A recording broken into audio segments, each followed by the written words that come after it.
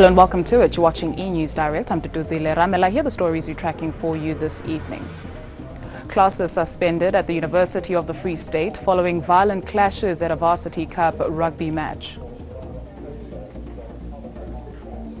Radovan Krejcir is sentenced to 35 years in prison for kidnapping, drug dealing and attempted murder. Remember, you can comment on any of our stories, Do find us on Twitter and Facebook. That's at eNews Direct. Our hashtags this evening, UFS and Krejcir. And it's higher education matters that lead the bulletin tonight. Academic activities at the University of the Free State have been suspended. That's following violence on campus. Last night's Varsity Cup rugby match between UFS Shimlas and the Madibas from the Nelson Mandela Bay University was disrupted for an hour when protesting black students clashed with white rugby players and supporters. The match was disrupted in the 17th minute as protesters took to the field. It prompted players and officials to immediately abandon play. Chanting protesters gathered in the middle of the pitch, far outnumbering security staff. When spectators took to the field, all hell broke loose. This footage shows white students and supporters assaulting the group of black protesters. The reaction from the group of spectators, however, not only opened old wounds, it trampled literally and figuratively on the dignity and humanity of other human beings. This we condemn in no uncertain terms, and no stone will be left unturned to find those who acted so violently. The protesters then reportedly went on the rampage, vandalizing university property. It's believed these spectators included a number of people who are not registered as students. The university has launched an urgent investigation. And elsewhere, the University of Pretoria has again called off classes as protests over the use of Afrikaans in lectures continue. Political parties joined the action but were overshadowed by a group of students praying for a peaceful solution. And on the back of that, the ANC has expressed outrage at deteriorating race relations at universities. However, it says it supports the call for language transformation. The party believes that students have every right to be making such decisions. The African National Congress fully supports the right of students to raise their legitimate protests. We think that the issue of Afrikaans as a language policy is one that has become problematic in our society, and we need engagement around that. What, as the ANC, we find absolutely difficult to comprehend is the fact that these protests are showing signs of intolerance where there are racial tensions building up in the institutions, and we believe that that is unacceptable. And shifting focus on to other news, 22 million rand to rent an empty building for 10 months. That's just one of the irregular findings in the Public Protector's report into the South African Post Office. This afternoon, Thuli Madonsela revealed her findings after a 5-year investigation into the struggling parastatal. On Tuesday morning, the South African Post Office asked Parliament for a cash injection of more than 3 billion rand. In the afternoon, the Public Protector released the result of a 5-year investigation into maladministration and improper conduct at the parastatal. And it's not pretty reading. The acquisition of the EcoPoint Office Park building was accordingly unlawful. She also wants the 22 million rand paid in rent for an empty building returned. The 10-month rental towards an unoccupied building constitutes maladministration and improper or unlawful enrichment of the owners of the building. The investigation found that 2.7 billion rand spent on labor brokers between 2002 and 2012 also had serious irregularities, with some of them having expired contracts and others with no written contracts. The Post Office has agreed to comply with the findings, but is still in debt and struggling. At his State of the Nation address, President Jacob Zuma said government will be dealing with non-performing parastatals, and the South African Post Office has been one of those causing concern. Well, all eyes are now on Private Gordon's budget speech to see what's in store for the ailing parastatal. Sikelelwa Mdingi, Johannesburg. Let's head to the courts now, where Radovan Krejcir has been sentenced to 35 years in jail for masterminding a multi-million rand drug deal. The Czech fugitive and his co-accused all plan to appeal against their convictions and sentences. They returned to court on Wednesday to fight for the right to do so, as well as to apply for bail. Just 2 hours before Judge Colin Lamont sent Radovan Krejcir to prison for a very, very long time, the Czech responded to the state's argument that he deserved a heavy jail term. Well, you also make him smile. Yeah. Okay, my lord. The sentence proposed by the state in their head of the arguments is shocking, inappropriate, and very harsh. State has not produced any evidence which justify my guilt on all these counts. He also told the court that he was mentally sick and had been unfairly vilified. I am not a, public hate me, and I can't blame them, because after all these fabricating sensational stories about me, what was published, without facts and evidence, they might believe it, but they don't know me. That's the fact. And lastly, I want to say that oftenly I have the feeling that solution for everybody will be if I was killed in this attempt of killing me or commit suicide already. But Judge Lamont was unmoved when he sentenced Krejcir for kidnapping, drug dealing and attempted murder. The effective period of imprisonment is accordingly 35 years. Krejcir's accomplice, Desai Luponda, also got 35 years, while the Hawks officers who helped in the kidnapping of Becky Lukele got 15 years each. Karen Morn, Johannesburg. The Abatembu Royal House delegation has taken its grievance to the seat of government. The group is persuading President Jacob Zuma to release the jailed Tembu king, Buyelekhaya Dalindyebo. Dalindyebo is serving a 12-year sentence for various offences, including arson and kidnapping. A delegation from the Tembu nation arrives at the Union buildings. It's been a punishing overnight journey from the Eastern Cape.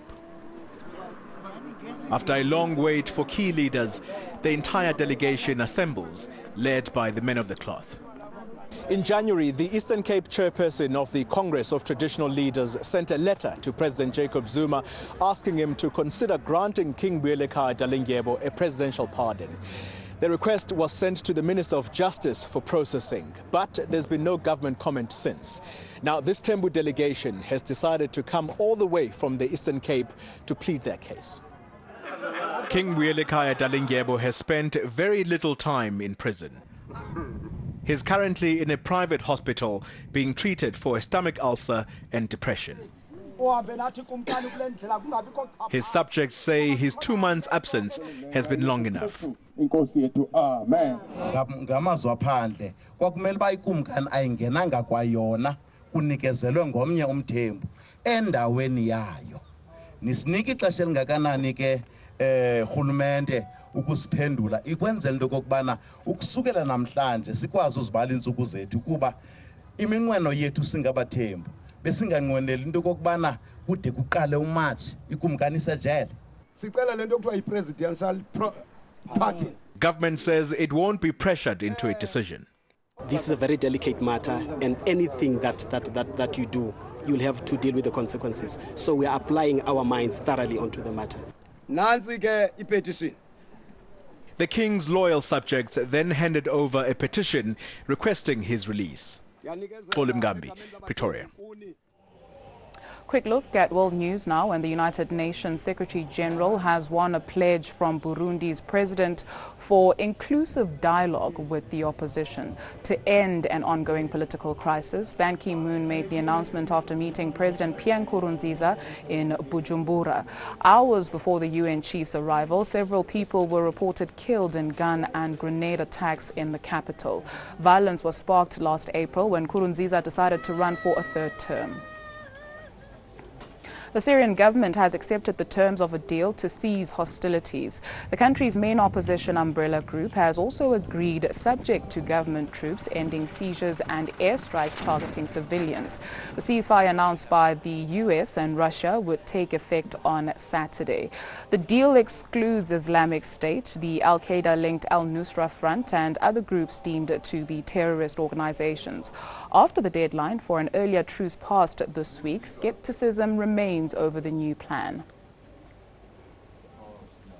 All things topical on social media now. In Gareth Edwards, what's been the reaction to Radovan Krejcir's sentencing? Well, two parts, Dudu. One is, of course, many South Africans believing he should, of course, go to prison, so supporting the prison sentence. And then many compliments coming through for Judge Colin Lamont for standing his ground based on those comments made directly to the judge by this man, Czech fugitive Radovan Krejcir, yesterday. No surprise then really that he was the top trend on Twitter for most of today, as thousands of people tuned in via live streaming the moment he was sentenced to 35 years on eNCA.com. So he was one of our big trends. Late this afternoon, rather satirical, but hashtag where is Blade?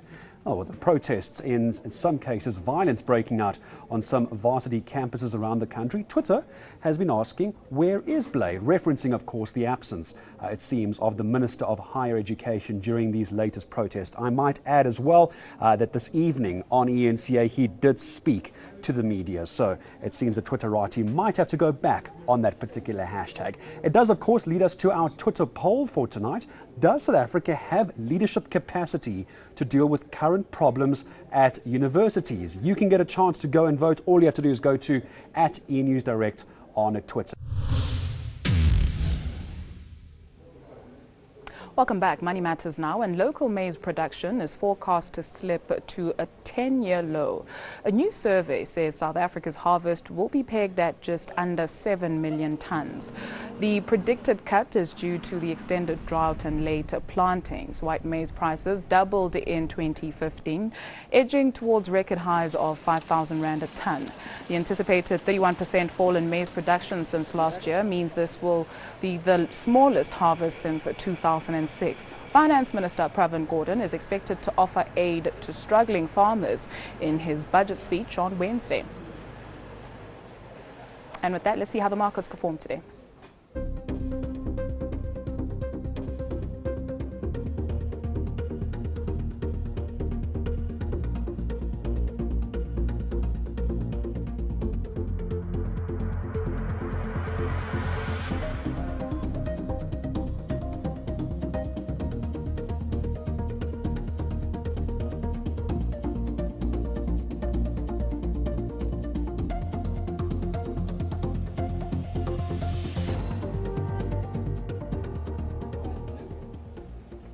Right, let's check in with the Weather Centre now. Here's Candace.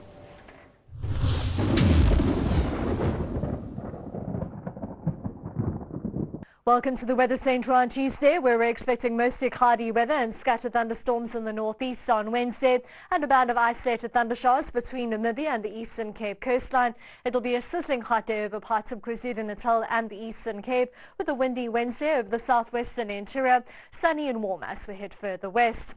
It'll be a dry day along the KwaZulu-Natal coastline on Wednesday, with thundershowers over the interior, hot as we head towards Lundi and Richards Bay, both in the mid-30s. A scorching hot day is forecast over the interior part of the Eastern Cape, 40 degrees for Graaff-Reinet and Somerset East. Thundershowers extend throughout the province and all the way through to the coast, where highs peak in the upper 20s and low 30s. Sunny and hot over the interior part of the Western Cape. Thundershowers are forecast over the extreme eastern parts, with a fine and dry day for Cape Town at 27. Things remain dry over the western part of the Northern Cape, but with highs in the low and middle 30s over the eastern parts and the possibility of thundershowers. There's a slight possibility of thundershowers mainly over the southern part of the Free State, 28 degrees for Bethlehem, with the rest of the highs in the low 30s. You'll see highs in the low 30s for the northwest, with the possibility of thundershowers, mostly cloudy with thundershowers as we head towards Limpopo, Polokwane and Tzaneen both at 30. We head into the mid-30s over the eastern part of Mpumalanga, with a mostly cloudy day and scattered thunderstorms, especially as we head towards eMalahleni at 28. A high of around 30 is forecast for Gauteng, except in Pretoria at 32 degrees, with a mostly cloudy day and up to 60% chance of thunderstorms. On Thursday, we're forecasting thunder showers across South Africa, but things still remain dry along the east coast. And on Friday, we're expecting thunderstorms between the northwest and the east coast, but the cold front also bringing in rainfall over the southern part of South Africa. That's all from the Weather Centre for now. Have a great night. Here's what's coming up in your entertainment news. And a Western Cape wine farm has unveiled a healthier option for wine connoisseurs.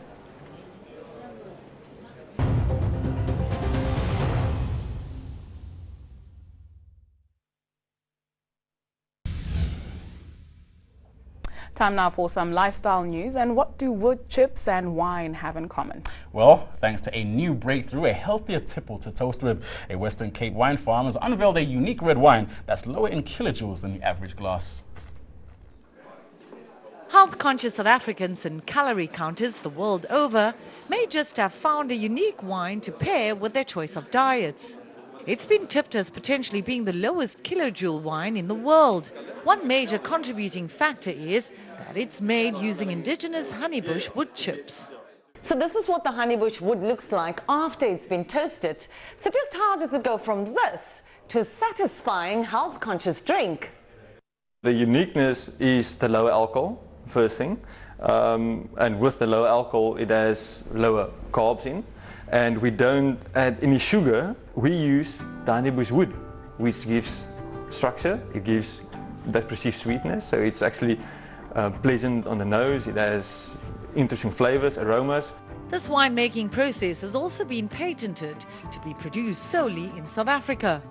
What it'll mean to South Africans is Brand South Africa will be able to package a product in this country which is unique, with no competition for the next 18 years. Not only is it a healthier dietary option, but also great for the local economy. What this does, through using our indigenous woods, we're seeing low sulfur or no sulfur, and we're seeing various uniquenesses coming out through this innovation, and I think that also positions us in a competitive way globally. And although the wine boasts a lower alcohol content of 7.5%, one is still urged to drink responsibly. Tanya Neft, Cape Town. Great news for wine lovers, right? Let's remind you of the day's top stories before we say goodbye. Classes suspended at the University of the Free State following violent clashes at a varsity cup rugby match. Accused 1. Count 1.